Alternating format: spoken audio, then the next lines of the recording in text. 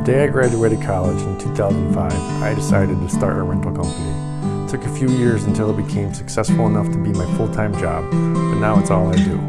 My hope is to help you by sharing my knowledge. Hi. So today's topic is leveraging. It's a concept which took me a long time to learn. It takes people a long time to learn as well. But I'm going to talk about it now, so you'll learn it in your first year.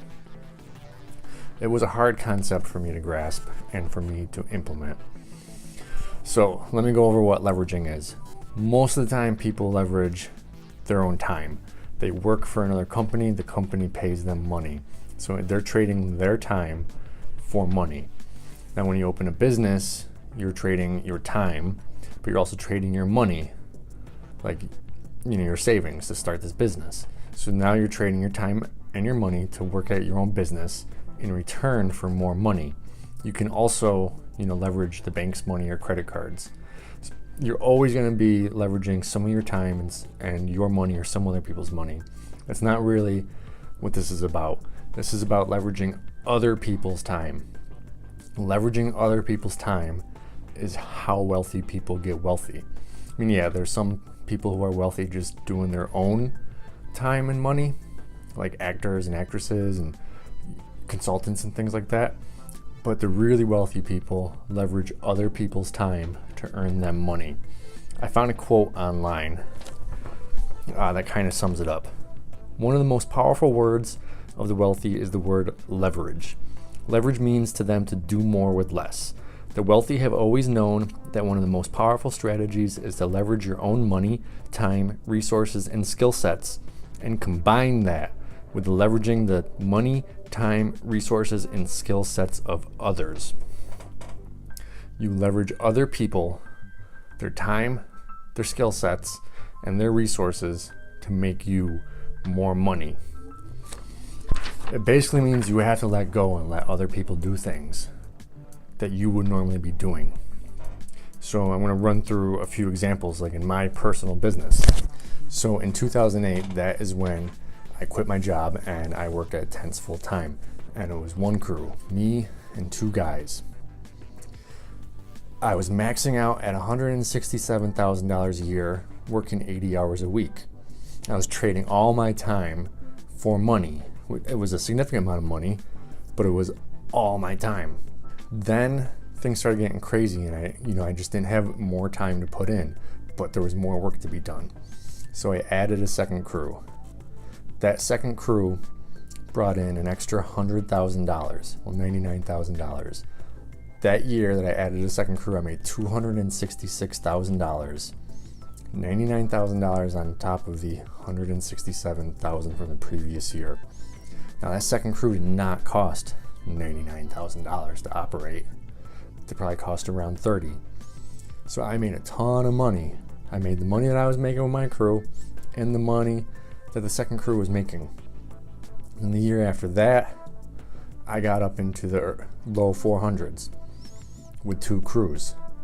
And now I am up into the high 400s.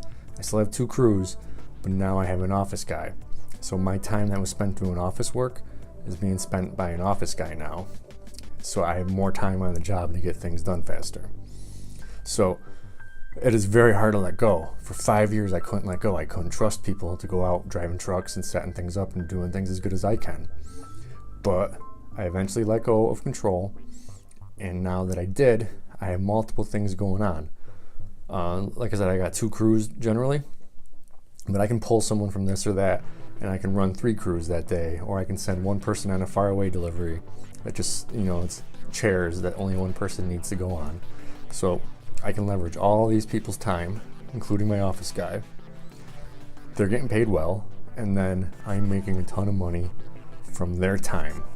Now just a few more simple examples, because sometimes I get caught in the old mindset. Like the other day, someone had to go 2.5 hours away to pick up some things that I needed. And I had something to do that day.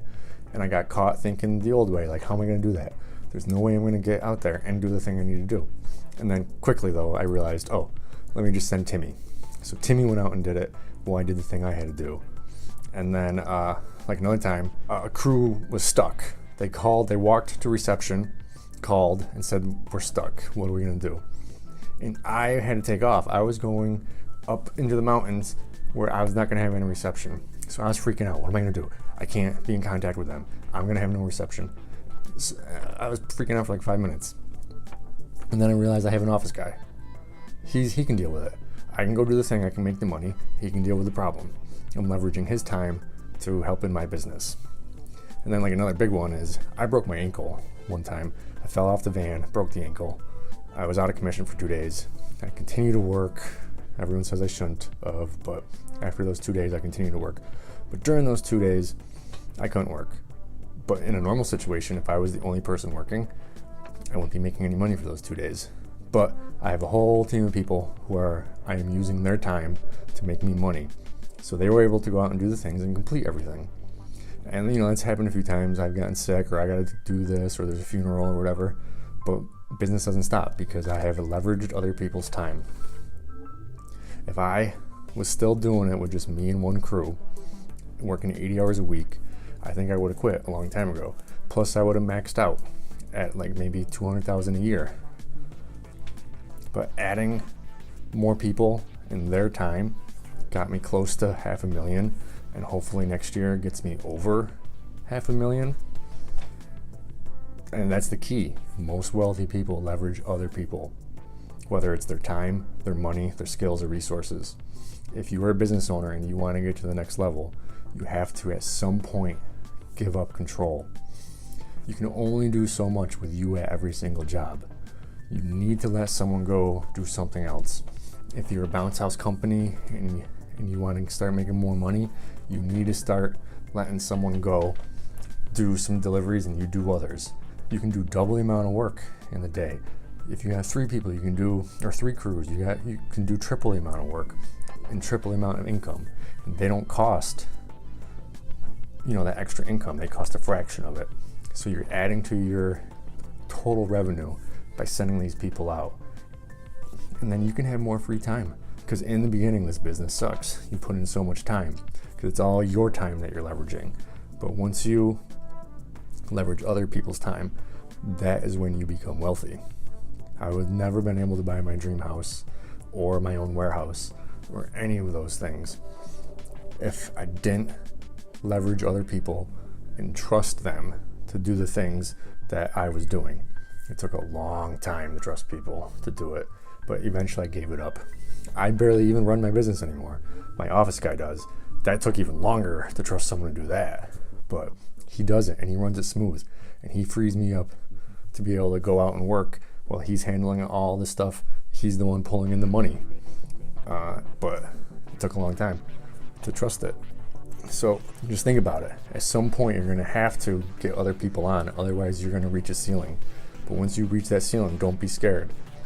Go to the next one, and you'll see that is actually how you will get wealthy in this business. Thanks for watching.